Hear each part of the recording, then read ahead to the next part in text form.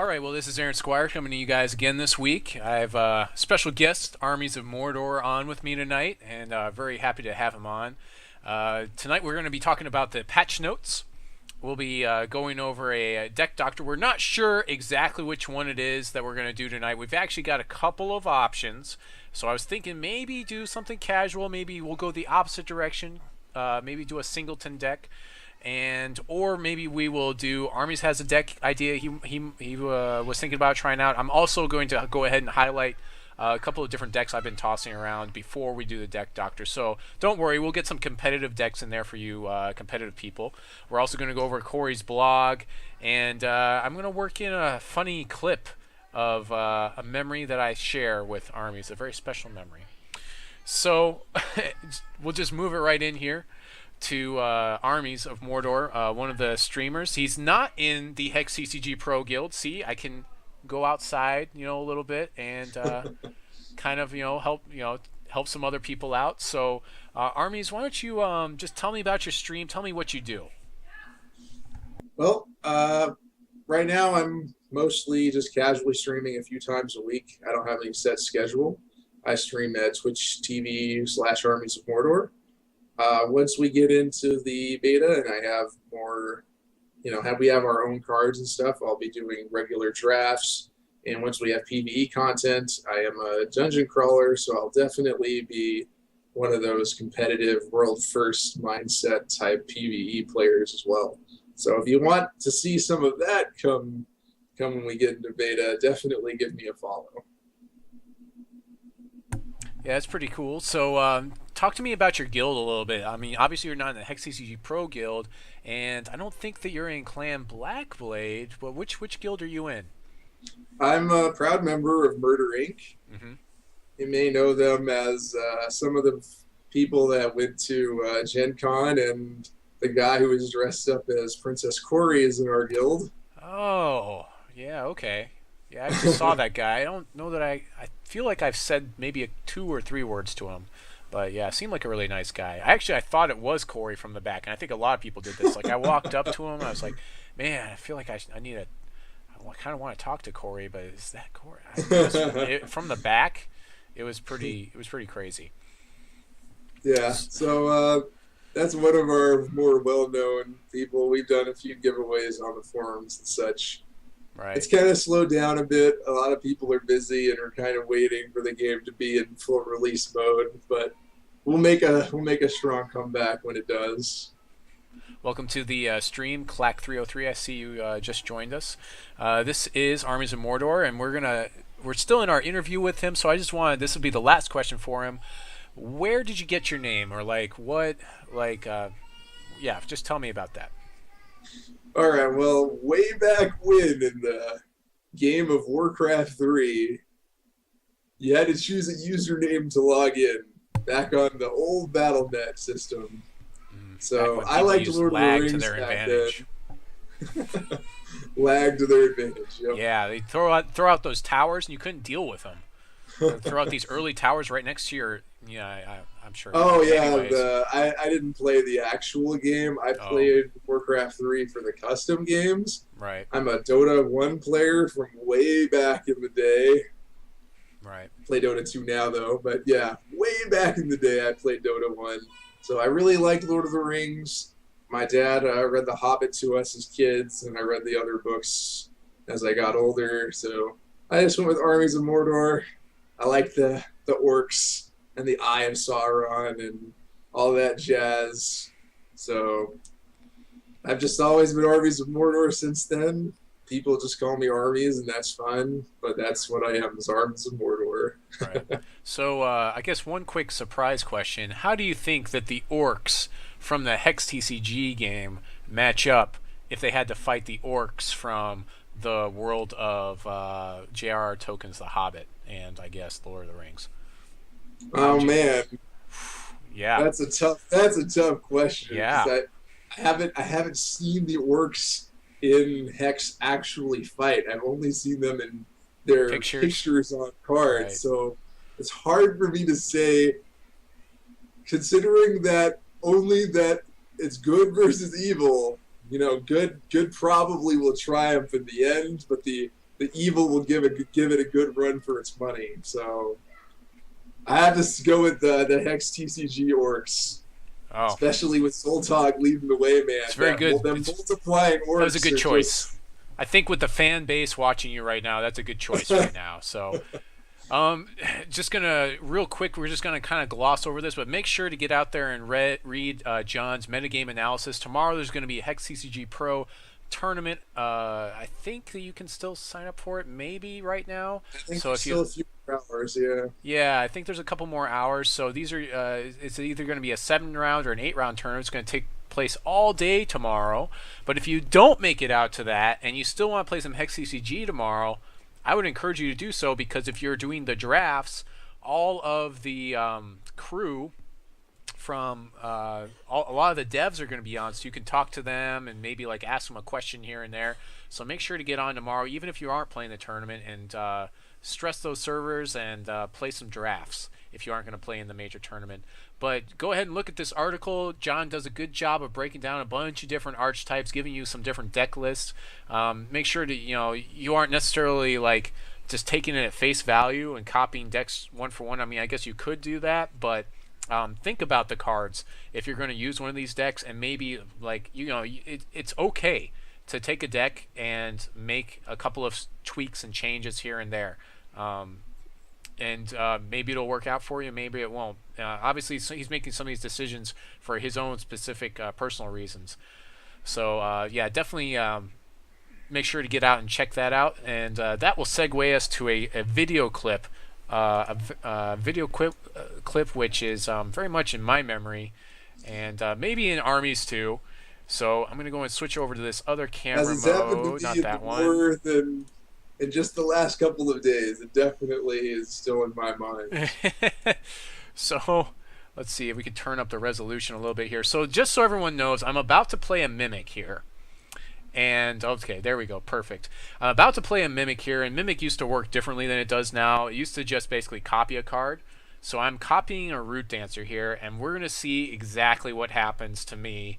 And Armies of Mordor is playing on the other side. So let's just watch this quick clip. It won't take very long. And I'm going to swing with some really big Buccaneers, which he'll have to block here. And his totem's not going to be big enough. All right, that's fine. I have counter magic to respond. Okay, there you go.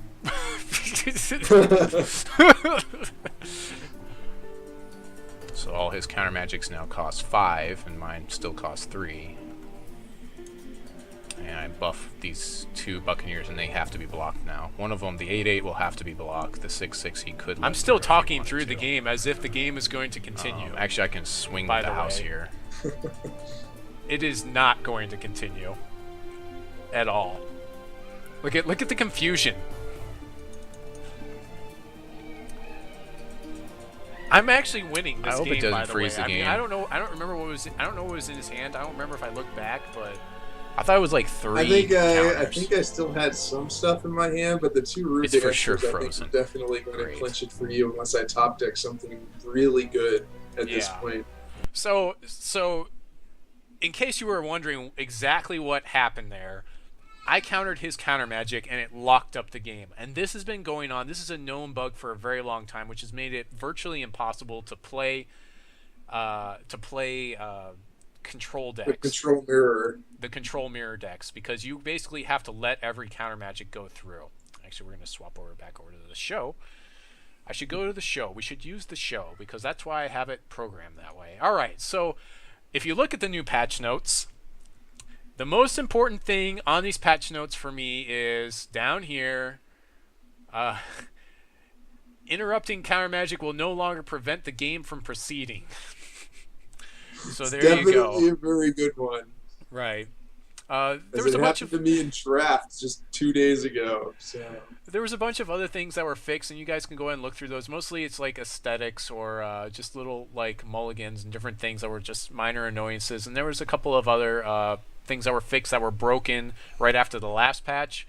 Things like Resurrection wasn't working properly, or the new Exile, Solitary Exile wasn't returning cards after you destroyed it, or or removed it from the Or game or bounced whatever, it, yeah. or bounced it or do anything. So that's been fixed. So everything looks really good for tomorrow's tournament.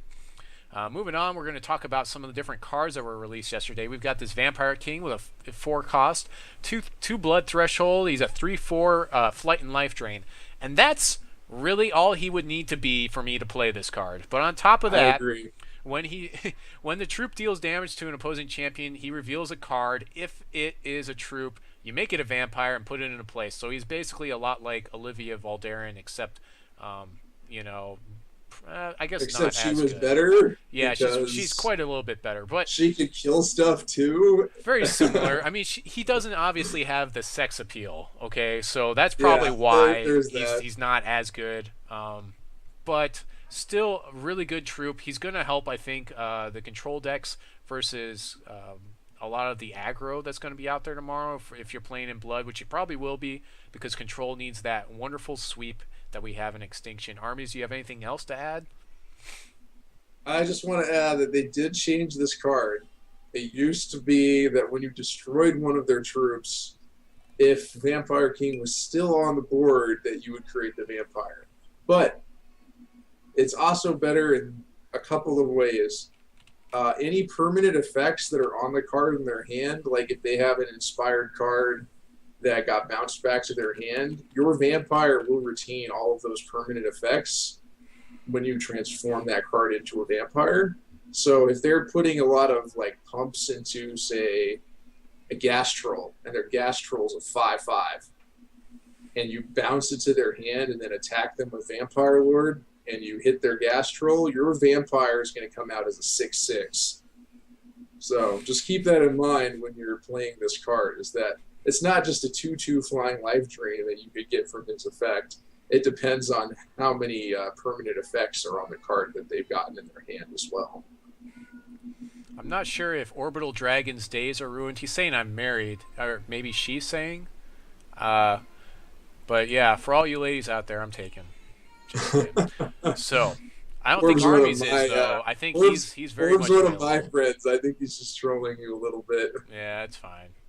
Anyways, so moving on, we've got Circle Preservation. It's a 2 cost with 2 diamond thresholds.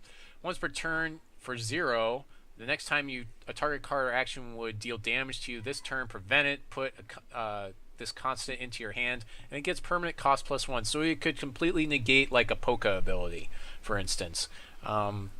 Seems not great, but it could prevent things long enough, and maybe in control it might be alright. I haven't tried it in control. I don't really want to right now. It seems like I would need to spend a lot of testing time with it. I think it's at best a sideboard card against like the more burn heavy decks, like the ground Life Siphon decks, because even if you can use it on focus charge power, it will only prevent the first attack from it. So if they're playing a Gore Feast deck, it'll still get to attack the next time. So it might negate half of a creature. If it was prevent all damage from it until end of turn, it would be a lot more effective against those kind of aggro decks. But for the moment, I think it's more of a sideboard card. It's not going to be fast enough against the more aggressive decks. Are probably going to be better off just playing Blinding Light as a combat trick and just prevent all the damage. Right. Yeah, that's probably right, I would say. Moving on, we've got Trial of Faith. It's a constant. It costs 5 and 2 diamond threshold. When this constant enters play, void all other cards you control and all those cards in your hand. At the start of the turn, add a Faith counter to this constant. Then, if there are 3 or more, remove all the Faith counters from the constant and sacrifice it. If you do, transform each card void of this constant into an angel, put it into play. So this card is probably never going to see constructed play at a competitive level. But I could see it being played in some sort of limited, maybe. So, but that's all I'm really seeing for it. Any ideas there? The only deck that I could ever see this in and constructed is some sort of control deck that wants to have it as like a one of for the control mirror, where nobody's playing any troops, so there's nothing you can murder or extinction or whatever, and then you can play this card and just ditch all this useless removal in your hand, and then maybe you get some angels later in the game. That would be the only thing I could think of. That's a big if. even that in the control mirror, you're probably going to get Extinction, and then that's just going to lose you the game anyway. So, like, if all the angels that it created had haste, it might be better. Like, it's definitely trash right now. Right. Maybe they'll give the angels haste. I mean, you put a lot of effort into this card. You got to wait 3 turns for them not to solitary confinement it, not to nature's reigns it, not bounce it back to your hand with a time ripple. Or just counter it to begin or with. Chaos key it. Well, why would you counter it? They're going to lose their whole hand. Just let them Yeah, have you have to their let it constant. interplay. Yeah, so if it was part of a cost, I would counter it because, like, if it just said, If it said as an additional cost, like, it would then be the they're worst card hosed. ever. There'd be no hope for this card if it was Right. as an additional cost. I mean, look at this angel. I mean, it's just kind of like some sort of Arthas or something. I don't know. I kind of want that angel to be a female for some reason. Oh, well. All right, moving on. We've got Cerulean Mirror Knight. It's a 2-cost, 1 Sapphire threshold. As another troop with cost equal to or greater than this troop's cost enters play under your control, it gets permanent. When this troop dies, draw a card. So it has that Inspire mechanic there, although it doesn't.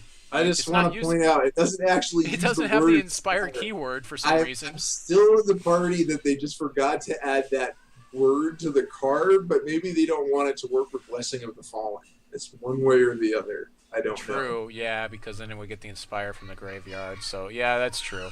It's a 1/2, so it's an okay troop. It'll trade with a lot of things in the Ruby deck, as long as they don't have First Strike or Swift Strike, I guess.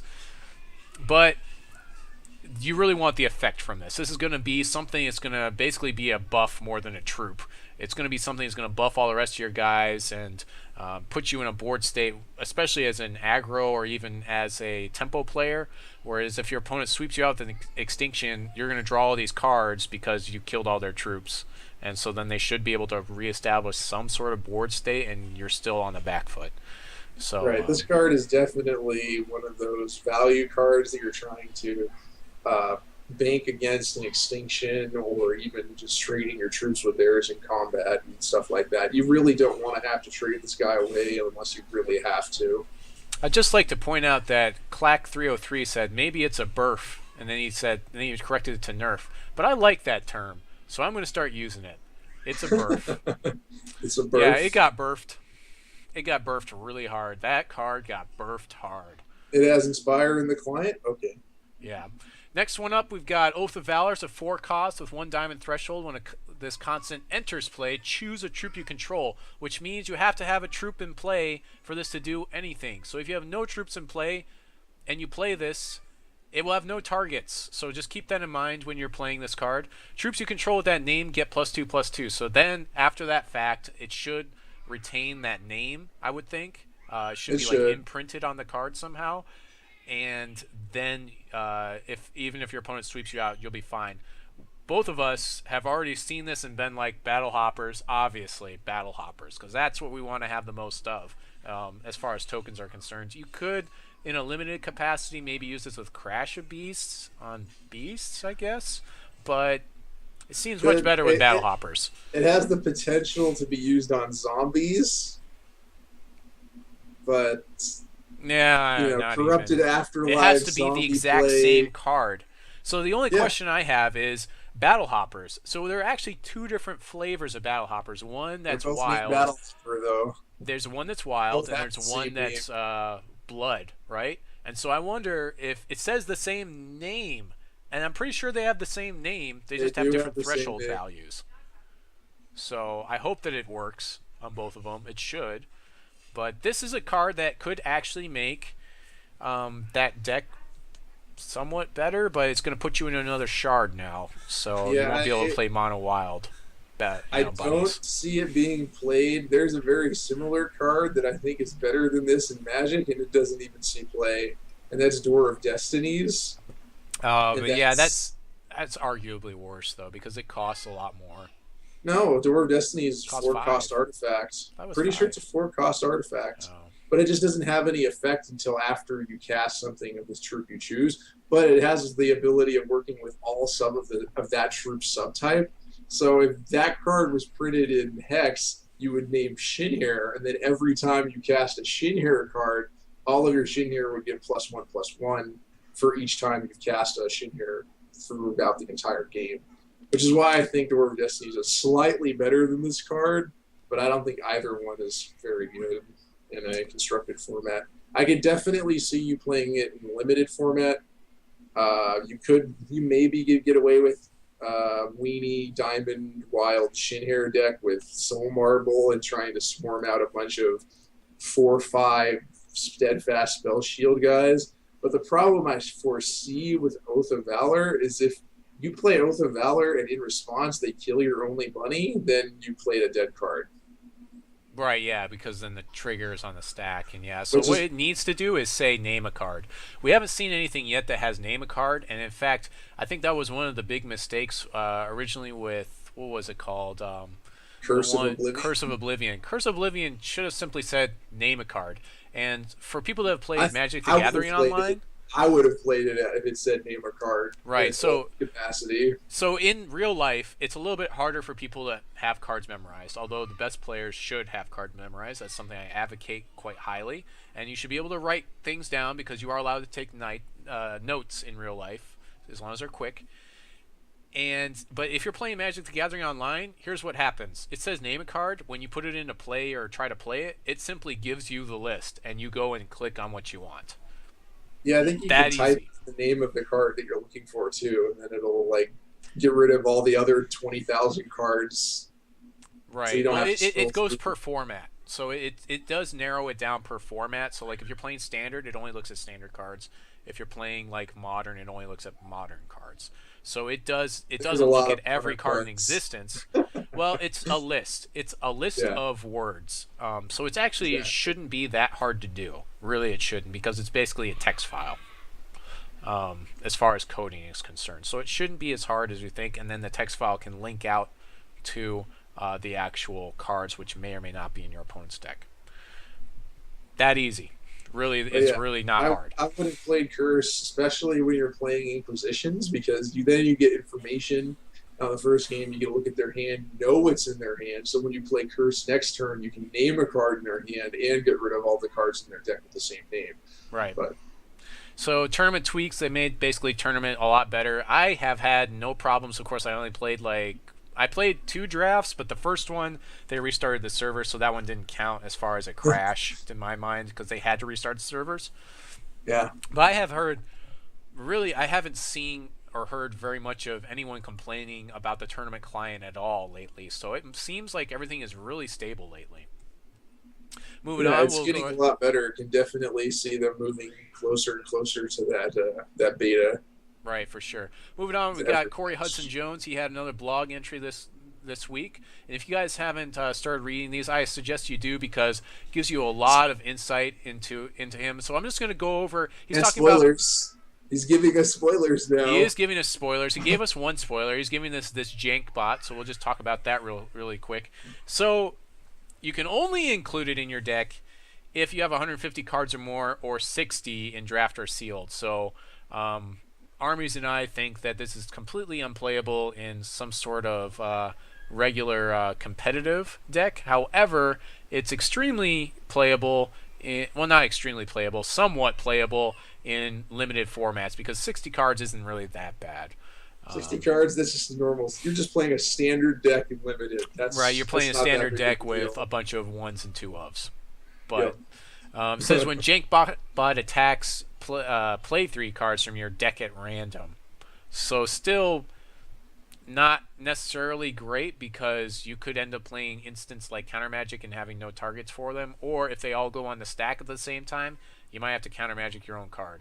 Or you should be able to Counter Magic the Counter Magic that you just played, I think. I think you should be able to have it target itself.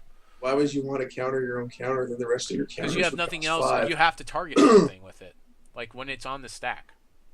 You know what I'm saying? It doesn't say cast, though. It says play. I'll put them in a play. So So I guess it would just put it in your graveyard at that point because it's not played properly. Let's be honest. The best part about this card is it's a 4-drop 5/6 that can't be murdered.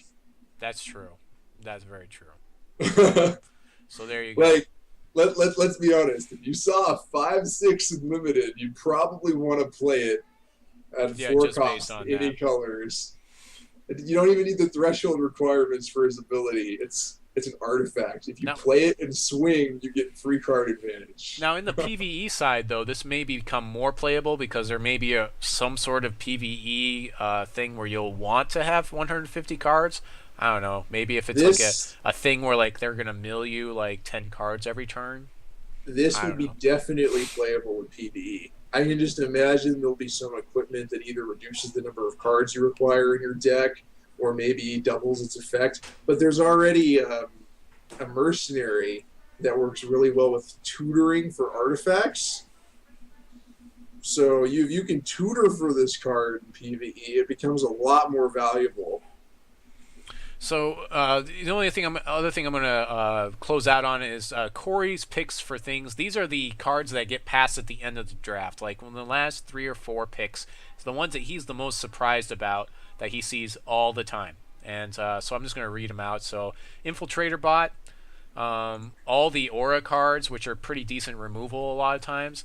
Terrible Transfer, which is pretty good removal. You just have to commit to blood a little bit more. Incubation Slave, I forget what that one is. I think that's like was that a Ruby card? That's a 0/2 in blood that every turn you put a counter on it and then you pay 5 mana and create a bunch of spider spawns by sacrificing. Yeah, that's pretty good. Okay, so it basically just turns out dudes. Bolt Paw Wizard is of course a good revert card if you need to revert something, which I've actually considered playing in standard play and constructed, but I just couldn't bear to do it because it was just too clunky.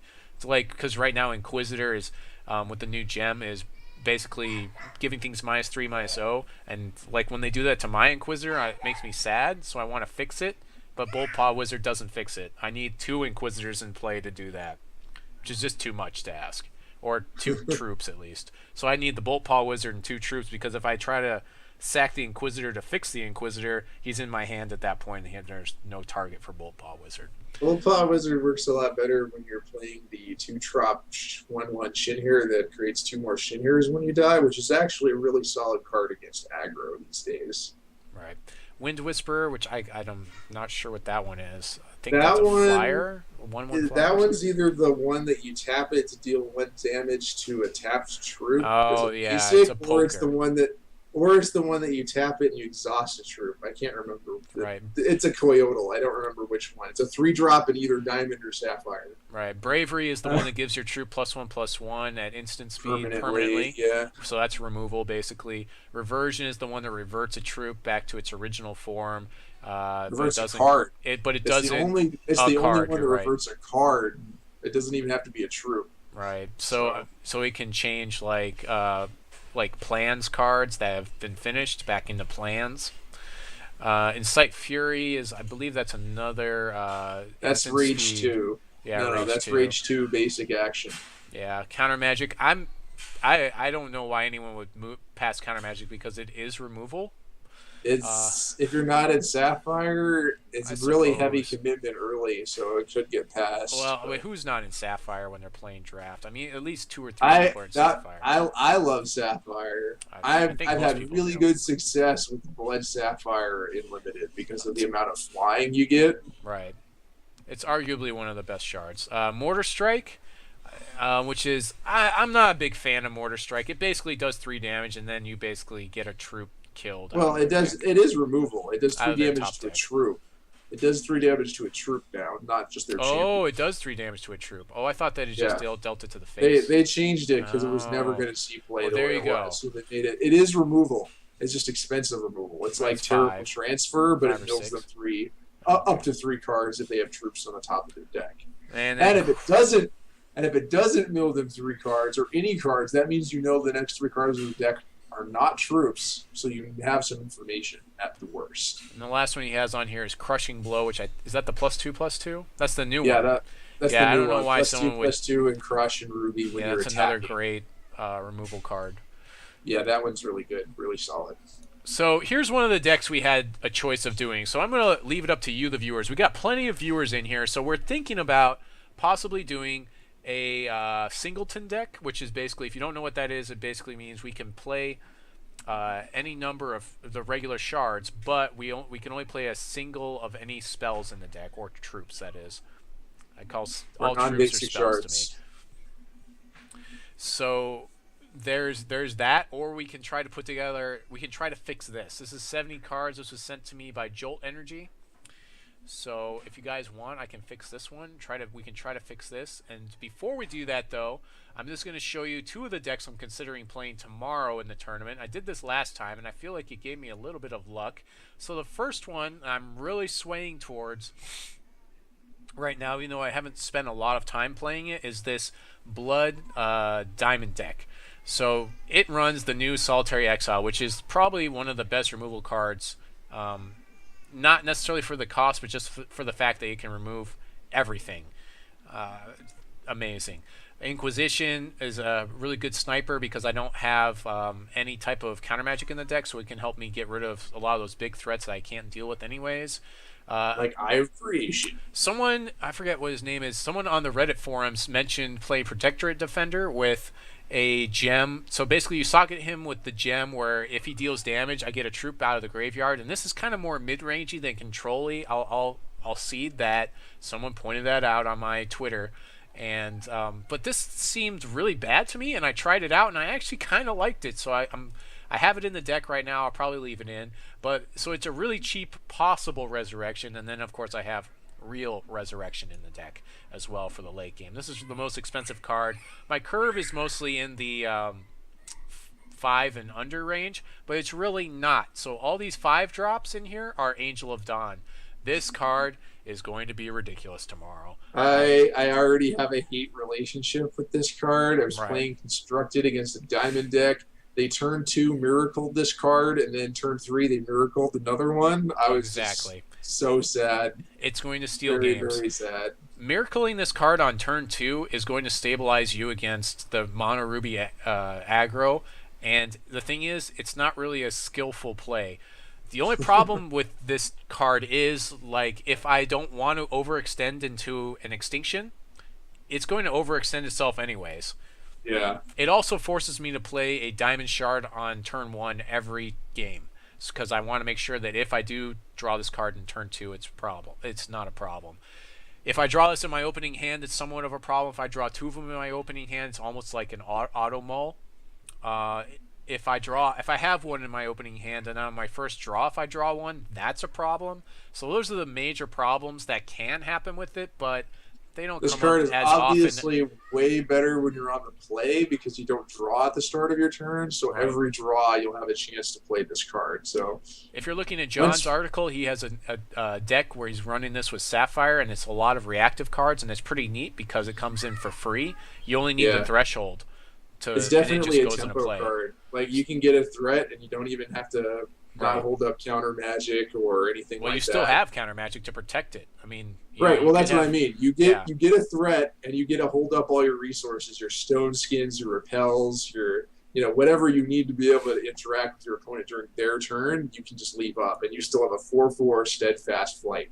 Right. So that's really good. So I've got Spearcliff Cloud9 in here, but I could probably pull him. I'm not sure. I kind of want to have a decent amount of life gain in this deck because I'm running Herxeg. It's not up here, but basically it's pay 2 life, draw a card. Is his power, and it costs me 4 shards. Moving on. What else have we got in here? We've got 4 Living Totem. Again, this is another card that will hopefully draw me, gain me some life and keep me in the game. It also trades with Living Totem. It trades with everything in the Ruby deck, and it's reactive, so I can sit on board states with it, especially if I'm expecting some sort of a sweep. The Repel is probably one of the best pieces of removal outside of for the cost. It destroys attacking troops. It's definitely the best for the cost of the format right now. Right. So the only problem with this is if someone's playing like Howling Brave or something like that, they're not typically going to attack with it, and you always. Would you really repel a Howling Brave if it attacked you? If it was turn 2, I would. Yeah, because it would stifle their resources. But so talking about this a little bit more, the there are times when it is that you're not going to be able to kill their thing with it, and if they're playing diamond, it's you kind of have to choose what you want them to repel by attacking with it. So expect them to have it if they have 2 resources up. Remember that, you know, again, diamond player, 2 resources. They should be playing this card. If they aren't, they're probably not going to be doing very well tomorrow. They're doing something wrong if they're not probably playing, they probably will be doing something 3 wrong. of these, if not the full play set. Like, this card is like a staple against these aggro decks that are going to be running rampant tomorrow. Like, Infusion Device is like one of my only 1-drops, I believe. Yeah, I have 2 1-drops, and both of them are Infusion Device. I have a lot of double threshold in this deck, so turn 1, I'm not doing a whole lot in this deck. So it's a necessary evil because of double threshold. Inquisitor is in this deck because he's going to be socketed to reduce the power of my opponent's troops and basically invalidate them. He also survives sweeps. I am running 2 Extinction in here. I had 4, but I took it down to 2 because of just this sheer amount of troops I was running in this deck, and I felt like we're really synergistic with each other. I'm running a single Aspirant, but you could go up to 2 over, like, instead of playing Resurrection. I did that for a little while, and that was fine. So if you actually transform this, it's a game lock for you, as long as he sits on the board for a while. Because what you do is you draw Relentless Corruption over and over and over again. And eventually, you just ramp it up to draw all the cards in your opponent's deck, and you're still playing resources and doing other stuff. It's not necessarily wrong to draw resources with this guy if you have a lot of spells in hand, which if you leveled him up all the way and actually got him up to the Transcendent, you're going to have a handful anyways. So if you need the shards, get the shards, play all your spells out, and then start the Relentless Corruption of your opponent. I want to say that this deck is actually really good at keeping cards in your hand because Warlock Inquisitor, when it dies, it comes back to your hand, so it's not as hard as you think to flip the Transcended in this kind of deck. Absolutely not. Absolutely not. Plus, you're playing Hertzeg, and he also draws you a card if you need it, and you've got Infusion Device. You've got a lot of things, and that's the other thing Aspirant's going to do for you. Let's say that your opponent kills him in response. You still got to draw cards off of him, so it's not that bad. Well, you don't necessarily get to you draw a card at the end of the turn. So yes, as long as, but if they burn it when you flip it, then it dies, and you don't have any way to save it because you can't play cards. Sure. Well, yeah, but I mean, they should have used the burns a lot earlier on like Totem or your Cloud Knight or Defender or something else. Yeah, I know, but sometimes, you know, they draw the burn too late to be able to kill those kinds of cards. So, or Heat Wave, you know, they can Heat Wave instead of the burn because Inquisitor is working right. It's the buff is kind of falling off, the debuff is falling off, but it's reporting properly when it deals the damage, and it seems to be updating properly. I've seen it kind of flicker on and off. Some interactions with reducing the Inquisitor's attack after it's already debuffed a card. Generally, it's with the champion power that gives it -1/-1. If you use that on an Inquisitor, a lot of the time the card that you debuffed with your Inquisitor will gain a 1 power back like half the time. Like it'll just go to 0, go to 1, go to 0, go to 1. And sometimes when it attacks, it actually does do 1 damage, which is kind of strange, but it's not supposed to work that way. It should just permanently be reduced. It shouldn't be linked to the Inquisitor in any way once it resolves. So the last card in here, of course, is the Murder, Obligatory Murder. So that's pretty much this deck. I'm pretty excited to try this one out tomorrow. But the other thing I could do is go back to playing my the deck basically from last tournament with a couple of updates. So this is the... I think this one could use at least maybe a 1 of or 2 of a Vampire King. Well, the first one? So that's the thing is Vampire King sits in the spot of Aspirant, and I already have life gain, and so I don't really need him. I already have enough life gain with Cloud Knight and with Totem. Don't you only have Cloud Knight, though? In the last deck. Were we talking about the last deck? The last deck. I had 1 Cloud Knight and I had 4 totems. So I thought about it and I was like, well, Vampire King could go in here, but he doesn't sit. He kind of conflicts with the slots. So so I didn't put him in there. But it wouldn't be necessarily a bad thing if you wanted to try that. Yeah, maybe a sideboard card for Yeah. the more burn heavy decks where you won't be able to flip Transcended. You can side it out, and bring in the Vampire. Maybe. So obviously, sideboarding is what I like to do, but these tournaments we need the challenge. So this deck is also pretty exciting to play. It has Inquisition, obviously, the Mesmerize. I went down a single Mesmerize because now I have Inquisitor, which I did not have last tournament. And they've obviously changed. Inquisitor is a lot better than Mesmerize. And they changed so much better. So now I can jump block a lot of that mono ruby stuff, and I can debuff mono ruby stuff at the same time. I have the early Ancestors chosen mostly to chump block mono ruby stuff. He's not going to really synergize greatly with the deck, but he's an early drop for this deck, which is nice, and I can afford having one of them. Being able to interact at the 1-drop level against aggro is super important. Yeah, for sure. The 4 counter magic obligatory, 2 adaptable infusion device. Last tournament I played 3 of these. That wouldn't necessarily be wrong to do that, but you're going to be a lot weaker versus aggro, and until we can get some sideboards going. 4 obligatory peaks, got to have those so we can pick the responses. I had 4 Cerulean Mirror Knights in here, but he is mostly a buff. He again is going to trade really well with those mono ruby decks. But the big thing is when you get him in play and you play 1 Inquisitor, you are ridiculously far ahead of your opponent, because once they start killing Inquisitor, he still has that draw a card every time he dies. So every time he dies, you're drawing cards. It's ridiculous. Now you still have to have the combo to go, but I found myself a lot of times sitting with Mirror Knight in hand and being like, and playing against, like, especially against control, and being like, well, I can run this guy out there, but I'd much rather just hold on to him until I have the combo in hand. And so because of that, if I were to draw a second one, that's not really that great. And so now I have to play 2 of them, and then they just kill both of them. And that's not really good. Well, they do inspire each other. So they do inspire each other, but I only get 1 inspire trigger off of that. What really needs to happen is wait till you're at 5 and play the Knight, and then play your Inquisitor if you draw into the Inquisitor later, or just wait till your opponent needs to be tapped out. Well, otherwise they can murder your Knight in response, and then you don't get the inspire buff on the Inquisitor either. Well, sure. I mean, you're going to play around a lot of that stuff, but you kind of want to wait, I think, on that. Chaos Key is another one. It's a catch-all. Argus is another Chaos Key. So this is a big difference between the dichotomy of decks, because the first deck had the new Exile, the new I forget what it's called. Solitary Exile. Well, because I don't have access to that, I have to use Chaos Key and Argus. Argus is really, really slow, but he does exile things every turn, and then Chaos Key is also slow, but not as slow as Argus.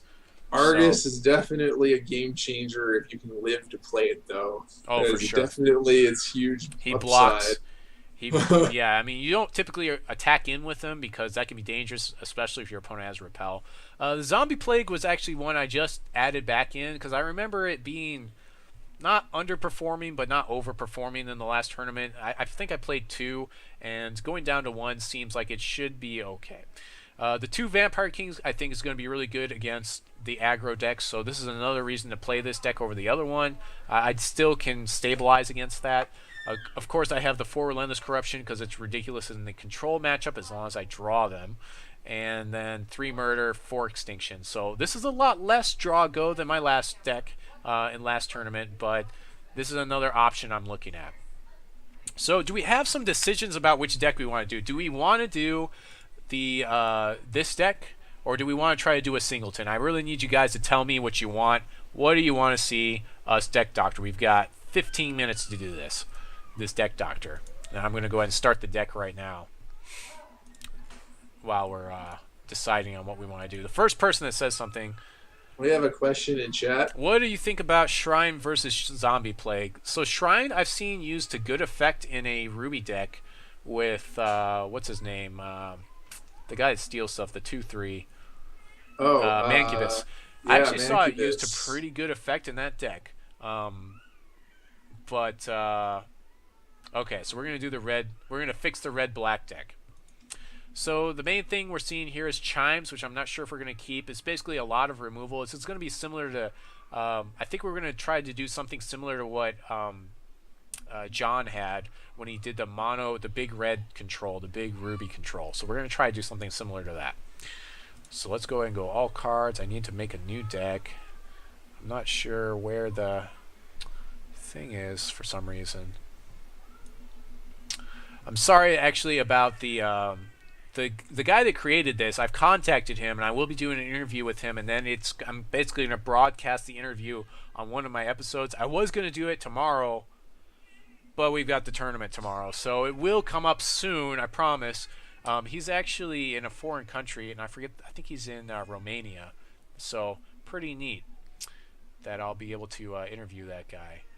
I should be. Yeah, I imagine the time difference is probably the biggest problem. Right, yeah, and that's why he won't be live on here. There we go. There's my decks. Okay, we're going to create a new deck. We will call this Blood Ruby Control, because it's kind of control-y. It's missing Inquisitors. That's true.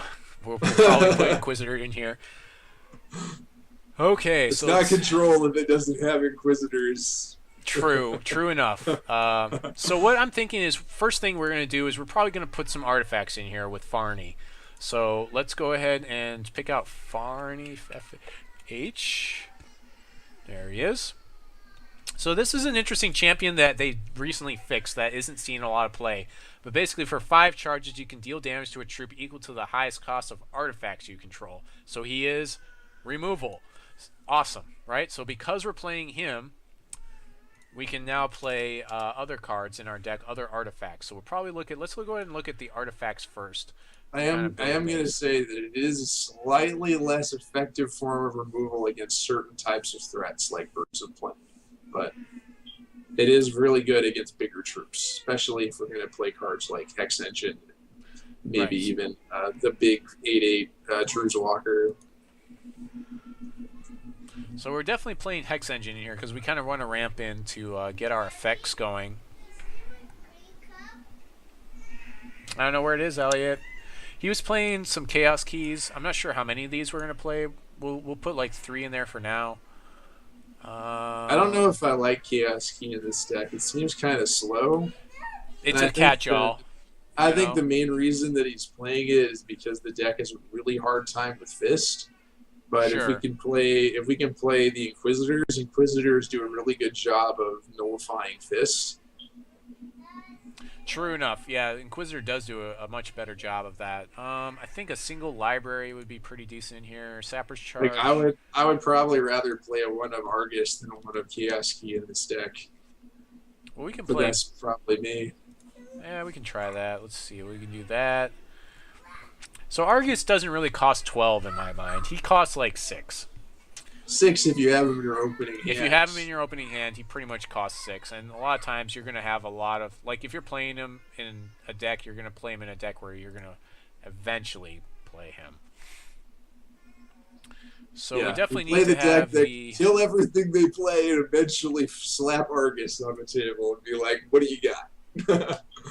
So we could play a full 8 sweeps in here if we wanted to. We could play a full Heat Wave, and we could play... all of the I think that's Extinction. the main upside of playing this color combination is you have a lot more answers to the early aggression coming out of the Ruby and the Ruby Wild decks. Also Extinction. Kill off all the ramp creatures and stuff too with Heat Wave on turn 2. So here's I'll just kill Howling Brave and your Puck. Here's another decision point we have. I love Relentless Corruption, but we could also go Rage Fire. So it depends which way you want to go with this deck. You could go play set of Rage Fire or Corruption. I would not suggest doing both. Make a choice,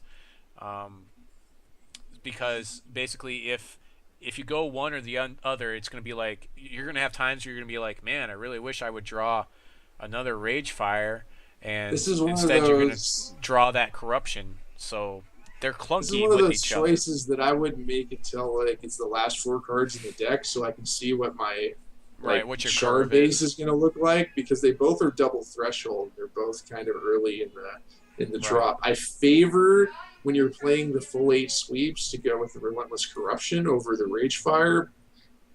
But it could also depend depending on your shard base, because it's a lot harder to play a double ruby threshold card on turn 2 and be able to play Extinction on turn 4.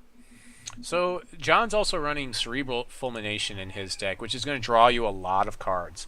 But it also draws your opponent a lot of cards. What do you think about this card? I have liked it in the past in some decks, but there are also decks that I play against that I really don't want to give them extra cards either. So I think it's a double-edged sword. It's really good in some matchups, like in the Control Mirror, when they have so much removal and you've got like no troops. It's like, what, you gonna just murder my Inquisitor 17 times in a single game? That's fine with me, you know. Speaking of which, we need to put Inquisitor in here. So we would play Inquisitor with the gem that basically does minus equal to his power. That's the one we would definitely play. Definitely. Just that so everyone knows, because sometimes I can so gem good on this website and sometimes I can't. But here are the gems. I think is it this one? No, that one's graveyard to hand. Maybe it's this one. No, it just says Major Blood. It really doesn't matter. It's we know what it is. It basically is going to subtract 3 power from your opponent's troop permanently. So I think the way the deck is leaning, I'm probably going to be leaning more towards the Relentless Corruptions, because our deck is going to be really heavy double blood and not so much double ruby. So that way I can guarantee that we're going to meet our threshold requirements a lot more often. Speaking of which, we definitely need a play set of burn, and probably 1 burn to the ground. And some siphons, because that's our primary way to win. Life Siphon. Maybe 2 of these, or 1. Probably just 1, because they don't really affect the board state. They'll win if you've got your Chimes up. Chimes is one of those. Oh, and I also Chimes. And so I think having 2 is probably just a little bit better than 1, because if you have it in your opening hand and they Inquisition it, that's going to really hurt you. So I think it's better to lay on the side of caution, have at least 3 win cons, that even if they discard it, you can draw 1 later. So the other thing he was running Tatalka. He's running Tatalka, which I think is a good choice because of removal. We can't really run Ruby Lands because we can't take full advantage of it. Ash Harpy is another consideration that he wasn't running that we might consider because of the threshold compared to Tarask, because Tarask has that threshold that's just too prohibitive for us. So I think we're going to maybe just put the 1 Ash Harpy. We'll go ahead and put 4 Corruption. We're going to take a look at our curve and probably make some more decisions depending on curve here. And let's see, we could also play like Murder in here or other things as well. Let's see. Yeah, it always helps to have a murder or 2 murders. Yeah. What was I was looking for Tatalka. Where is she? Where are you? We could play my most annoying card, Inferno. I am going to get beat by this card tomorrow. I just know it. I have been beat by this card so many times. It's ridiculous. Inferno, the deck that makes control players cry. Yeah. Because if your opponent's ahead, odds are you're going to lose to this card. It's just the way it is. You could get lucky, it could win you the game too, but you really cry because you have no control over the game once one of these sticks. Like, if you can't deal with this, you're just twiddling your thumbs hoping it kills them. Well again with whatever it is, Exile. With Exile. I'm just going to call it Exile. I'm just going to call it Exile because I just keep forgetting what the first part of it is. Okay, so let's see. Let's look at the deck. We gotta shake some of this out. All right, we gotta shake some of the bugs out of this because our curve is atrocious, of course. Having the Hex Engine is pretty good. Being stuck at 3 is pretty bad. I'm gonna take that down to 3. I also think that it's possible. I know that because you're running Fahrny, Hex Engine does 4 damage. It might be better to run Surge Mechanism in this type of a deck. Oh yeah, I forgot about that. Yeah, just a single Surge Mechanism. Yeah, that's a good idea. Because Hex Engine is okay, it gives you 2 resources, it's really good. But Surge Mechanism gives you a way to dump your mana and accelerate you into bigger Life Siphons and burn to the grounds. Right, for sure. I completely agree with that. Completely agree. So let's see. We have 38 cards. We need to have like 25 resources in this thing. We don't really have card draw in here, and that's another problem for this deck. I mean, we do have it in the form of Relentless Corruption. And Herxeg, if we choose to use that power. So we could probably get rid of all the Sapper's charges, I think. Oh, no, we're using they seem Fahrny. really slow, and they're not going to do a lot for us. The other thing that can make this deck really interesting, since we don't have any card draw, is I think there's the Ruby Gem that makes both players discard their hand and draw 3 cards. Oh, you yeah. Could run like a 1-of the Master 3 Crafter or something with that gem in it as a way to draw cards later in the game after you've expended your resources. Maybe. It's a possibility. I've never really seen it in action, but it could be good. The other thing is you could just run a single or 2 Cerebral Fulminations, and that might be okay. You know, just running like 1 or 2 of those. I think that would be okay. I think the decks that I favor more when you're playing like a full playset of those are decks that are running like the full playset of Curse of Oblivion. Because you don't really care if your opponent is drawing their whole deck if when they play a card you can get rid of all of their copies in their hand in their deck, because then there's less cards that they can draw that are good. But that's kind of like more cards that we'd have to have space for in this type of a deck. I would much rather have it as a sideboard card too. But it's really scary playing Cerebral Fulmination in this format against certain types of sure. Yeah, you got to have answers. So that's the other thing I'm looking at. Yeah, actually, I'm thinking about it some more, and the thing is, Cerebral Fulmination is a lot better if we were running Ragefire, but because we're running Relentless Corruption, it's probably not nearly as good. So, because Relentless Corruption is our card draw, so I think that should be okay. We might actually want to run a Fixer, just one. I mean, that's the only thing I'm seeing the difference. The big difference is Relentless Corruption is going to give me less immediate removal and then late game instant death, whereas it will like help me take over board states. Could probably run a second Ash Harpy, maybe. I'm only running 1 right now. 6 is a lot, though. You can put in the Master 3 Crafter as a 1-of. Even if you don't use the card draw gem, you could use the direct damage gem with it. I really don't like that guy. The other option is the blood one, that whenever your opponent draws a card, they take X damage. That's actually really good against the Eye of Creation decks because they have so many big troops. Another thing you could do with Inquisitor is you could go with the Ruby Gem where it deals damage every time. That might actually be better than controlling. Yeah, that's an option too. So what's that goblin called? The 3 blood threshold 6 this drop? Cabalist? No. No. The blood one, the flying one, the 3/4 that makes them die when they draw cards. I don't know. I have no idea. Hold on, I'm gonna find it. Are you talking about Castigator? Yeah, Castigator. Like that could be a 1-of. But its threshold is pretty prohibitive. Our deck is super heavy blood though, so we're gonna have more blood than Ruby, and at 6 drop, you're probably gonna already have met the threshold by then. But it's possible. I mean, we do have ramp. We have some ramp. A little bit of ramp.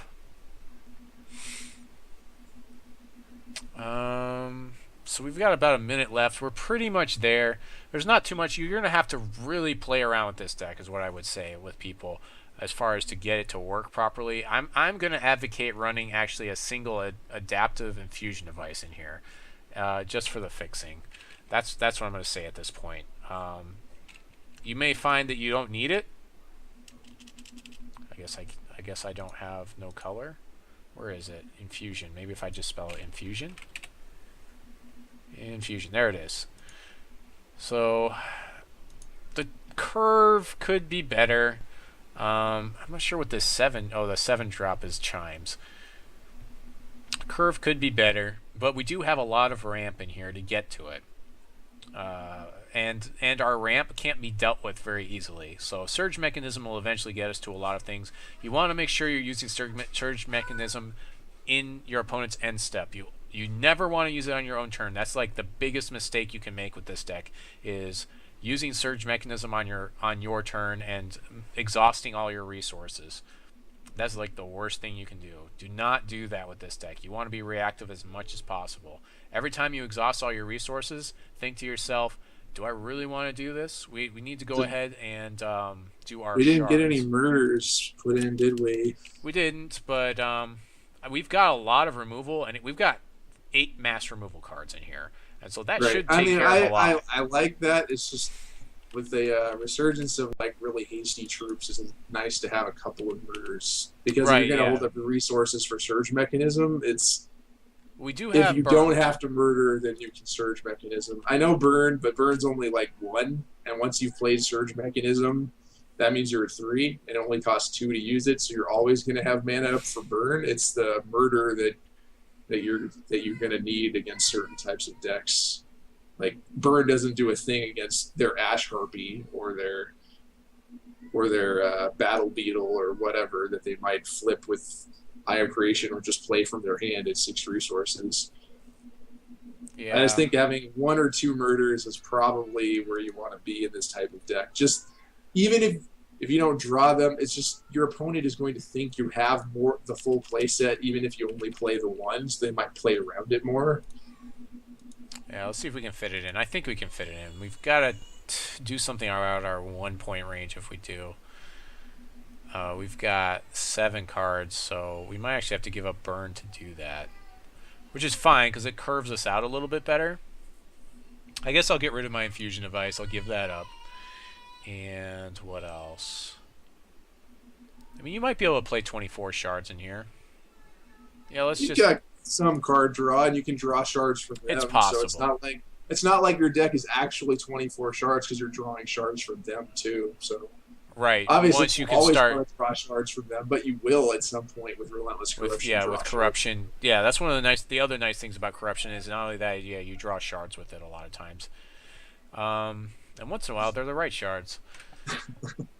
Well, it's not like our deck's playing terrible transfer or anything, so it's not really that relevant what shard we get from them. So I feel like we did a decent job with this deck as far as fixing it for him. One of the funniest things that could happen with this deck is hard casting an Argus the turn you draw it, and then using Fahrny to deal 12 damage to a troop, unless it also deals it to a... It's only troops. It's only troops. If it was to like players, that would be ridiculous. That would be hilarious. That would be fun. That would be really fun if that was the case. But I mean, there's not going to be typically a troop that needs 12 damage. Do we have any space in this deck for like a Shrine of Prosperity? Yeah, we could do that. Yeah, because get Shrine you of Prosperity just a can ramp you into your other ramp cards more quickly. Even your Chimes at 6 drop is a lot better. Your Inquisitors will come into play as 4/2s, which reduce their attack even further, which is another fairly artifact good. Too. Yeah, so, another artifact. I don't know if we give up a Chaos Key for it. What are we going to give up? I still have to do the count. Maybe a Heat Wave. Probably a Heat Wave. I think I don't want to give up another Chaos Key. I think I need. Yeah, I think 2. we can lose 1 Heat Wave. Yeah, I think that's a good choice. The deck has enough ways to interact that losing 1 Heat Wave, you still have the burns, the murders, and 4 extinction. So, all right, so we'll go ahead and do our count real quick, and then we will close out the episode. So I'm counting up my ruby shards, and again, I'm counting all the icons right now to get a ratio, and that's how I'm going to do my shard count. I looked at the curve to know how many shards I want to have in the deck, and that comes mostly from experience. And also you're going to want to play the deck as always to get a good feel for how many shards you want in here. But as far as the shards I put in the deck, it's usually a ratio. I'm always going to tell you that no matter what I do with my shards, I will always get screwed or flooded at some point anyway. So it really is just trying to make it as consistent as possible, but you will still have those games where there's just nothing that you could have done. Like, I've been screwed at 23 and flooded at 24 so many times that I can't even count. Like, so I'm counting 15 ruby icons is what I'm counting. Again, so like this would count as 2, and this would count as 2, whereas like heat wave counts as 1. So I have 3 heat waves, so that's 3 icons. So now I'm going to go through count my blood icons. So there's 8 from Inquisitor.